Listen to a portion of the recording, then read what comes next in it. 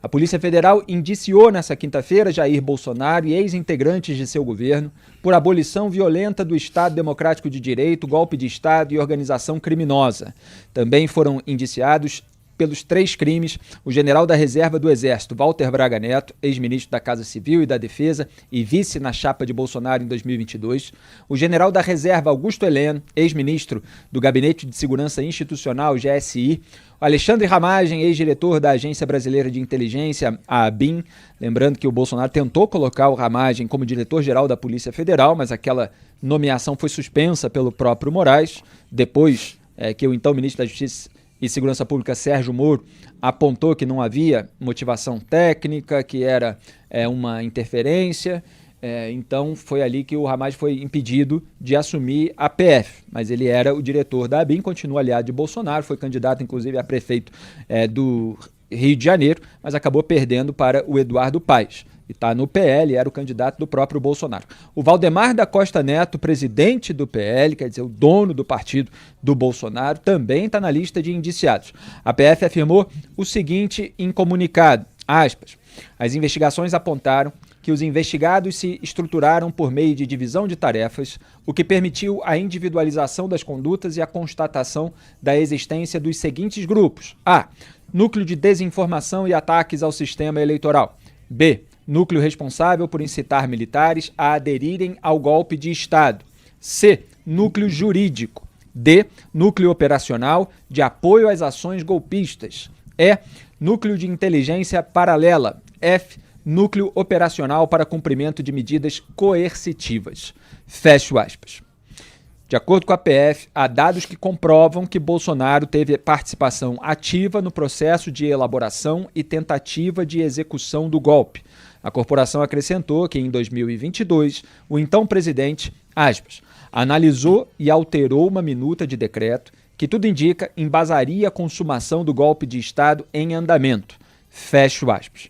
Essas informações já tinham vindo à tona sobre o Bolsonaro editar aquela minuta no último relatório que saiu, inclusive se citava isso, mas como algo que já havia sido apurado e descrito, com o termo inclusive enxugado, havia ali previsão de prisão de outras autoridades, ele teria deixado só a prisão eventual do ministro Alexandre de Moraes do STF.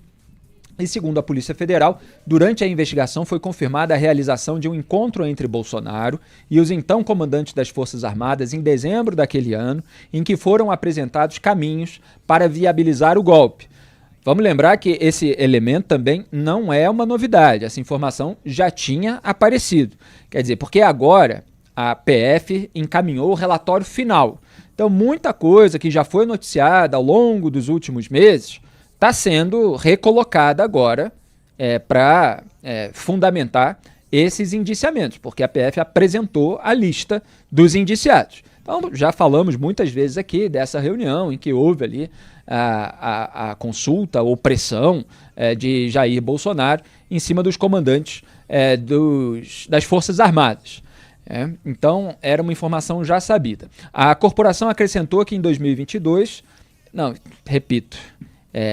estava repetindo aqui o trecho sobre o enxugamento da minuta, depois eu falei aqui da reunião do Bolsonaro com os comandantes das Forças Armadas em dezembro daquele ano, que foram apresentados os caminhos para viabilizar o golpe, e agora sim, a corporação também disse que há indícios de que Bolsonaro sabia do plano para neutralizar, aspas, neutralizar porque às vezes as pessoas não entendem. Quando a gente coloca aqui, entre aspas, é o que está escrito no documento original. Quer dizer, isso não é nem algo que está no relatório da PF, é algo que está no documento de planejamento de ação contra Moraes, Lula e Alckmin.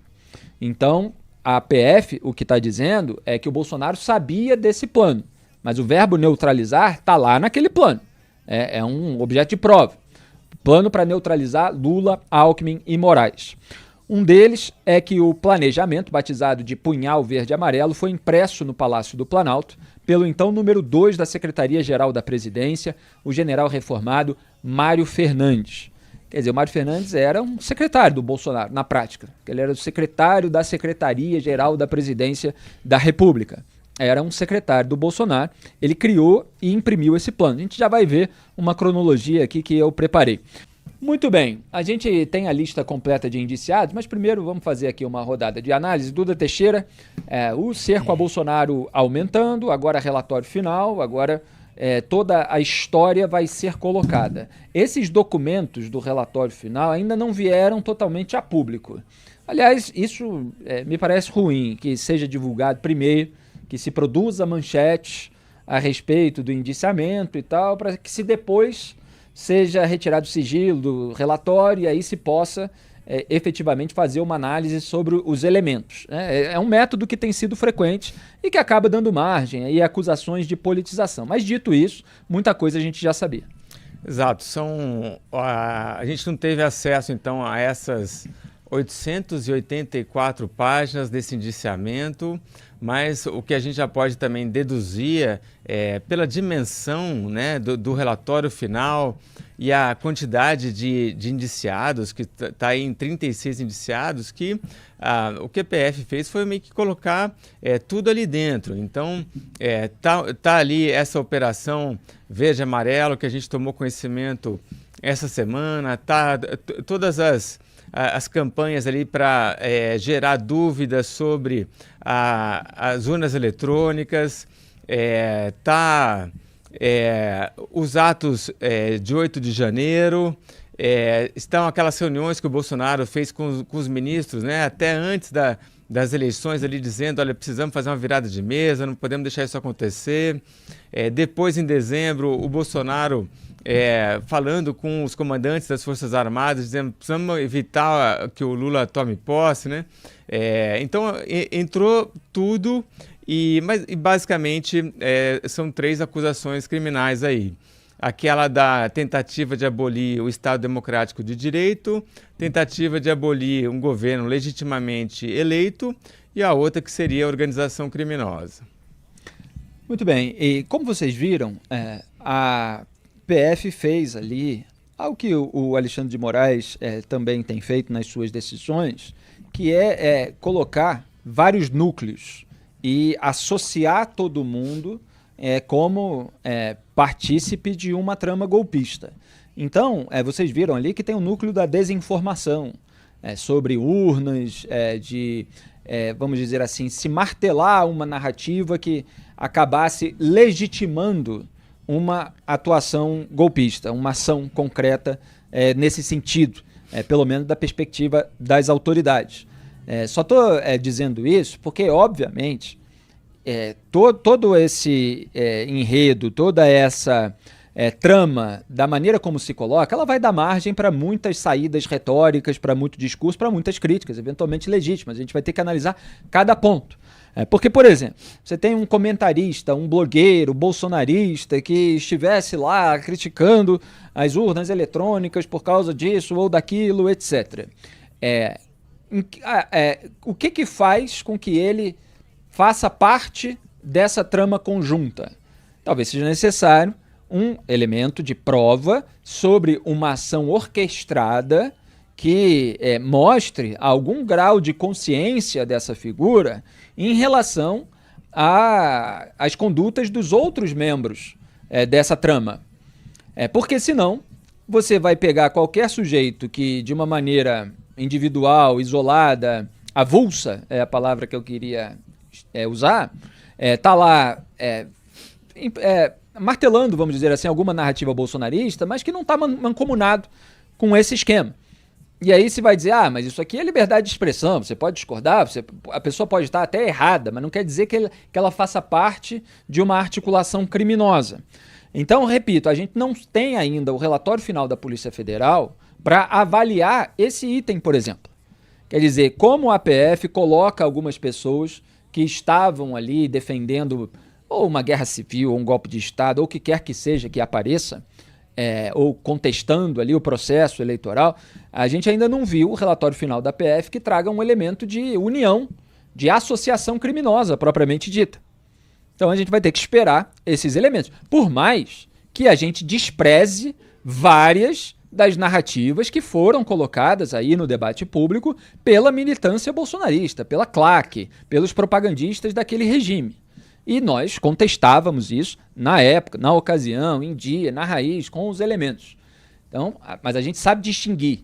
Às vezes, propagandistas de lado a lado querem macular o trabalho do jornalismo independente de todas as maneiras possíveis, não estão nem aí se estão investindo em mentiras contra o nosso trabalho. A gente não.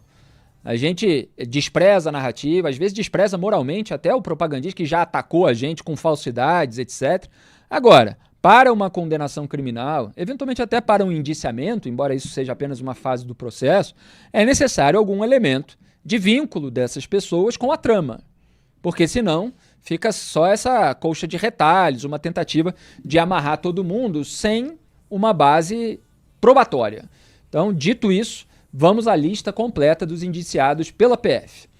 A gente tem aí Ailton Gonçalves Moraes Barros, capitão expulso do Exército, Alexandre Castilho Bittencourt da Silva, coronel do Exército, Alexandre Ramagem, já falei, diretor-geral da ABIN, Almir Garnier Santos, ex-comandante da Marinha, Amaury Feres Saad, advogado apontado como autor intelectual da chamada Minuta Golpista, Anderson Torres, ex-ministro da Justiça e Segurança Pública, Anderson Lima de Moura, coronel do Exército, Ângelo Martins de Nicole, major do Exército, General Augusto Heleno, ex-chefe do GSI, Bernardo Romão Correia Neto, coronel do Exército, Carlos César Moretson Rocha, engenheiro contratado pelo PL para contestar o resultado das eleições de 2022, Carlos Giovanni de Levati Pazini, coronel da Reserva do Exército, Cleverson Ney Magalhães, coronel e ex-oficial do Comando de Operações Terrestres, Estevan Caus Teófilo Gaspar de Oliveira, general e ex-chefe do Comandante de Operações Terrestres do Exército, do Comando, me parece. Fabrício Moreira de Bastos, coronel do Exército adido em Israel. Felipe Martins, ex-assessor especial da presidência, militante virtual, lotado no Palácio do Planalto naquela época. Fernando Serimedo, argentino que fez live com mentiras sobre as urnas eletrônicas. Giancarlo Gomes Rodrigues, subtenente do Exército. Guilherme Marques de Almeida, tenente-coronel do Exército. Hélio Ferreira Lima, tenente-coronel do Exército. Aliás, que atuou, porque esse relatório eu li, aquele mais focado no Mário Fernandes, com um daqueles kits pretos que monitoraram a movimentação do Moraes. O Jair Bolsonaro, ex-presidente da República, José Eduardo de Oliveira e Silva, padre, cadê a gente tá ali? É um padre, exatamente. Laércio Vigílio é outra pessoa, coronel da Reserva do Exército. Marcelo Bormevê, policial federal. Marcelo Costa Câmara, ex-ajudante de ordens da presidência. Era um dos assessores ali do Bolsonaro. Lembrando que o Mauro Cid, que fez a colaboração premiada, que está mantida agora pelo Moraes, era ajudante de ordens do então presidente Jair Bolsonaro. Marcelo Câmara era mais um ali abaixo do Cid, mais um assessor. Mário Fernandes, general da Reserva do Exército e ex-secretário executivo da Secretaria-Geral da Presidência. Mauro Cid, o Mauro César Barbosa Cid, ex-ajudante de ordens da presidência. Newton Diniz Rodrigues, general do Exército. O Paulo Figueiredo Filho, blogueiro. Paulo Sérgio Nogueira de Oliveira, ex-comandante do Exército. Rafael Martins de Oliveira, coronel do Exército. Ronald Ferreira de Araújo Júnior, tenente-coronel do Exército. Sérgio Ricardo Cavalieri de Medeiros, tenente-coronel do Exército. Tércio Arnaud Tomás, ex-assessor especial de Bolsonaro, que era da turma do chamado Gabinete de Ódio, Gabinete do Ódio, que foi ali descrito originalmente por dois jornais. Às vezes se associa a minha matéria de capa da Cruzoé, Bloqueiros de Crachá, que na verdade veio depois dessa denominação aí de gabinete de ódio feita pelos jornais, na verdade, aprofundou quem é que estava lotado, em qual gabinete, quanto recebia, mensagens entre eles, mostrando as divisões internas do governo e muito mais. Então, o Tércio era um desses que estava ali atacando virtualmente também críticos, vozes independentes. Valdemar Costa Neto, presidente do PL. Walter Braga Neto, ex-ministro da Casa Civil e da Defesa e vice na chapa do Bolsonaro em 22. Vladimir Matos Soares, policial federal. E é isso, né? Vamos voltar para mim. Olha, a lista é grande, hein? Demoramos tempo, inclusive, mas para registrar todos os nomes, porque é preciso dar a dimensão daquilo que está acontecendo. Agora a Procuradoria-Geral da República, a PGR, vai ficar encarregada de decidir se denuncia ou não cada um desses indiciados pela Polícia Federal. Ou seja, a PGR denuncia ao STF, só que ela analisa o relatório da PF e pode falar assim, não quero denunciar ninguém, quero denunciar todo mundo, quero denunciar esse, mas não esse, inclusive o Bolsonaro. Então é uma decisão que cabe à Procuradoria-Geral da República. Esse é o processo natural. A PF investiga, apresenta o seu relatório, apresenta a sua lista de indiciados, a PGR faz um exame, vê o que considera que procede ou não, denuncia ao STF.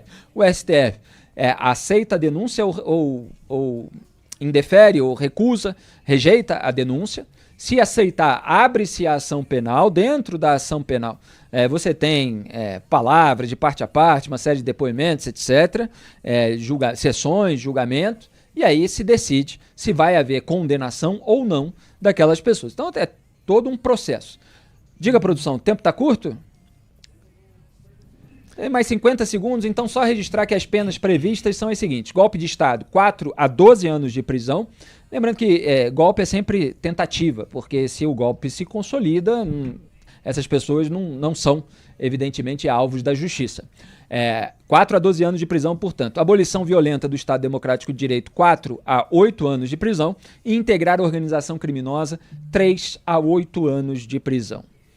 E vamos às reações aos indiciamentos feitos pela Polícia Federal. Jair Bolsonaro reagiu ao dele com a seguinte mensagem publicada pela sua equipe no X. Aspas.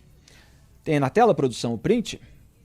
Jair Bolsonaro se manifestou após ser indiciado pela PF por suposto envolvimento num planejamento de golpe de Estado após a vitória de Lula em 2022. Em conversa por telefone com a coluna Paulo Capelli, ex-presidente concentrou suas críticas no ministro Alexandre de Moraes, relator do processo no Supremo Tribunal Federal. Aspas para o próprio Bolsonaro, porque como foi a equipe que publicou, a equipe está dando aspas ao presidente. O ministro Alexandre de Moraes conduz todo o inquérito, ajusta depoimentos, prende sem denúncia, faz pesca probatória e tem uma assessoria bastante criativa. Faz tudo o que não diz a lei. Fecha aspas. Criticou o Bolsonaro, né? O Bolsonaro fez essa crítica ao Moraes. Aspas de novo para o ex-presidente. Tem que ver o que tem nesse indiciamento da PF. Vou esperar o advogado.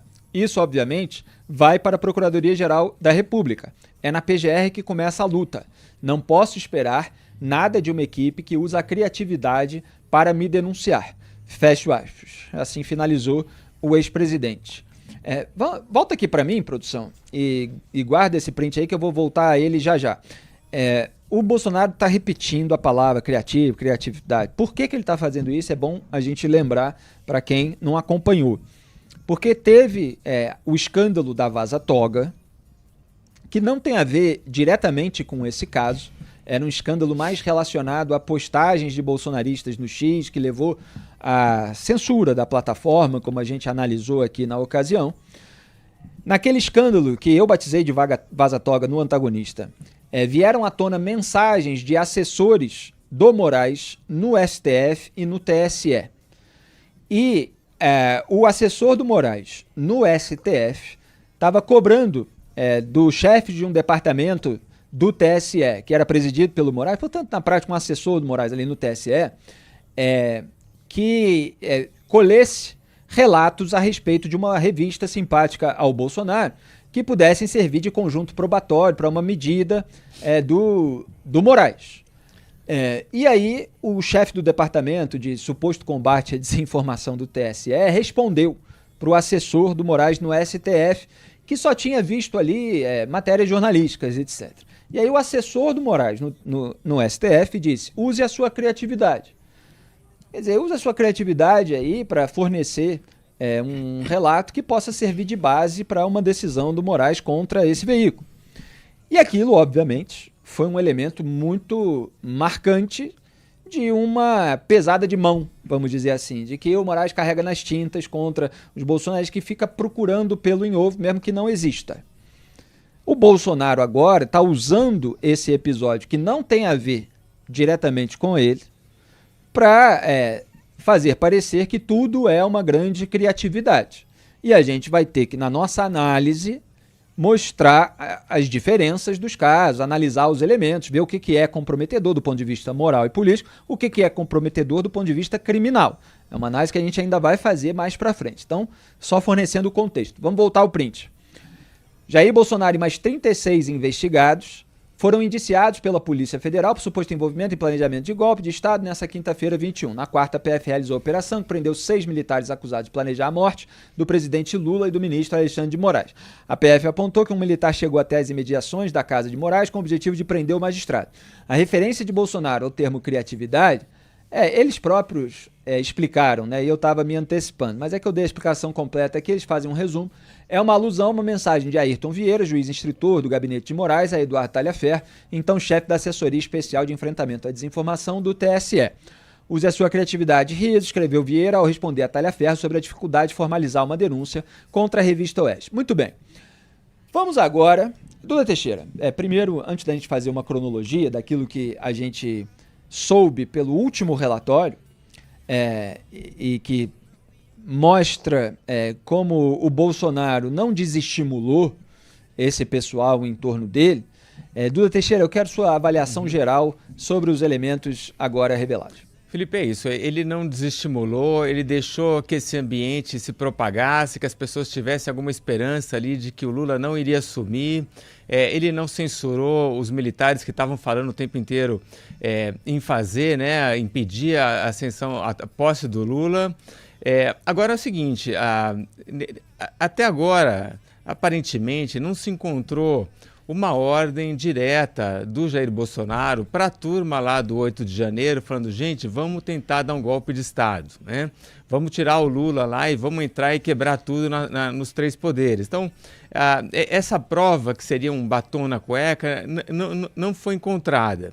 E eu conversei com o Wilson Lima, nosso repórter lá de Brasília, ele falou assim que para fazer essa conexão entre o Bolsonaro e os atos de 8 de janeiro, o que vão usar bastante é essa questão da organização criminosa. Então, tentar mostrar que o Bolsonaro estava desde o começo, lá em 2022, dando as funções, né? Então, ali são 6 grupos. Então, olha, você é o sujeito que vai lá nas redes sociais, você é o cara que vai nos canais de televisão e vai falar contra a urna eletrônica, você é o militar que vai lá e vai sequestrar o Alexandre de Moraes. Você, né? Então, você tem uma organização criminosa quando você tem uma divisão de funções. E aí as pessoas, eles vão tentar mostrar que isso aconteceu ao longo do tempo, com essas pessoas cumprindo as determinações que foram dadas, e aí você consegue fazer essa conexão, a PF está tentando fazer isso, fazer a conexão entre o Bolsonaro e a tentativa de golpe de Estado ou de abolição do governo do Estado Democrático de Direito. E várias pessoas que estão apontadas nessa trama, elas deixaram rastro de uma articulação nesse sentido. E várias dessas pessoas eram subordinadas do Bolsonaro no governo dele. Então você tem o caso do Mauro Cid, que era ajudante de ordem, você tem o caso do Marcelo Câmara, que tinha uma função similar, você tem o caso do Mário Fernandes, que me parece que é contra quem existe maior robustez de provas, que era um secretário do Bolsonaro. E isso me faz lembrar, Duda, que você acabou de avaliar, o discurso, volta e meia eu lembro aqui nesse programa, do então Procurador-Geral da República, era o Roberto Gurgel, na ação penal do Mensalão. O Roberto Gurgel denunciou o José Dirceu, naquela ocasião, por vários crimes, mas inclusive por chefiar a quadrilha, como chefe de quadrilha. Depois foi uma condenação que chegou a acontecer e o STF depois derrubou, aliviou, etc. Foi até motivo de embate entre Gilmar e o Barroso, que a gente mostrou outro dia. Mas quando o então PGR fala de chefe de quadrilha, ele fala o seguinte, que o chefe de quadrilha não tem uma atuação ostensiva. A atuação ostensiva, que geralmente é descoberta, em primeiro lugar, pelas autoridades, na hora de investigar, quando se tem noção dos crimes, ela é dos operadores. O chefe da quadrilha é aquele que está por trás, ou que organizou, ou que que está fazendo algum tipo de aval, de análise da conjuntura, que está sendo consultado para dar um ok, mesmo que eventualmente tácito, para determinadas tarefas. Então, ele descrevia ali que o José Dirceu homologava determinadas decisões. Sempre havia um telefonema para o Dirceu, uma reunião com o Dirceu, etc. Ali antes, depois, daquelas atitudes que foram descobertas pela investigação. Então, vamos ver se é isso que a PF está colocando em relação ao caso do Jair Bolsonaro, se vai haver uma necessidade, por exemplo, de se recorrer à velha teoria do domínio do fato. Isso. Quer dizer, você não tem a prova cabal da ordem dada numa gravação em vídeo ou em áudio, etc., mas tudo aponta para aquele aval, para aquela homologação, para aquela decisão, para aquela organização de tarefas por parte do líder.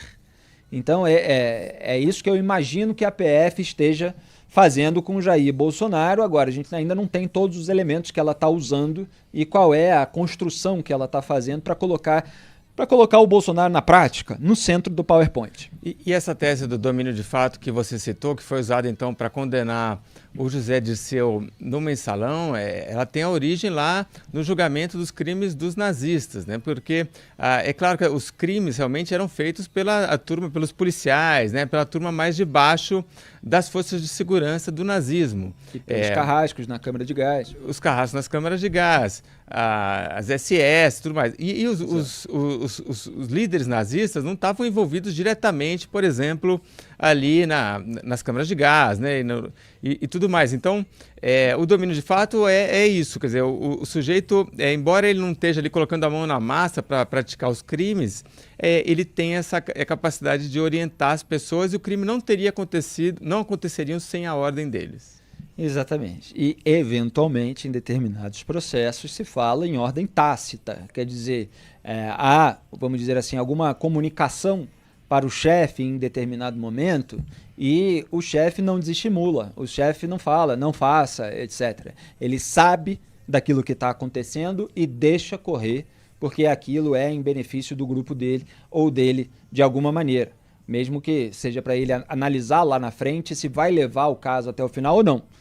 A gente sabe que o Moraes, o Lula, o Geraldo Alckmin não foram assassinados. Quer dizer, não houve a concretização desse plano. A gente sabe que não chegou a existir tampouco um golpe de Estado. Cada um faz o seu juízo sobre tentativa, etc., mas mesmo a invasão com depredação no 8/1 não era sustentável do ponto de vista de um golpe de Estado, a menos que tivesse apoio da cúpula das Forças Armadas, o que não ocorreu. É bom deixar claro, esses militares que estão sendo indiciados, eles não eram os comandantes das Forças Armadas, eles não eram a cúpula, eram militares que tinham cargos comissionados, cargos de livre nomeação no governo de Jair Bolsonaro, que tem um histórico militar, é grave, evidentemente, que haja militares com esse tipo de conduta, com esse tipo de comportamento, mas houve militares hierarquicamente superiores que falaram não, isso a gente não faz. Felizmente, né? Isso aconteceu.